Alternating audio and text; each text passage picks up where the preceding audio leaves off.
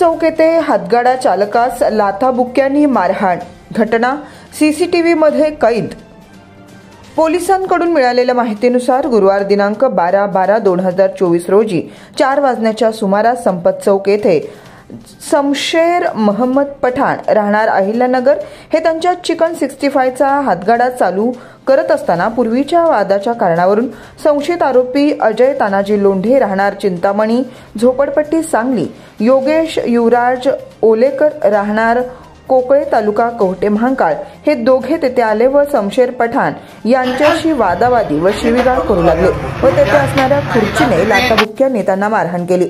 तसेच आरोपी बशीर साजिद कलावंत राहणार चिंतामणी झोपडपट्टी याने दगडाने व लोखंडी खुर्चीने शमशेर पठाण यांच्या उजव्या हातावर पाठीत जबर मारहाण केली आहे व पोलिसात तक्रार दिली तर जिवंत ठेवणार नाही अशी ही धमकी दिली।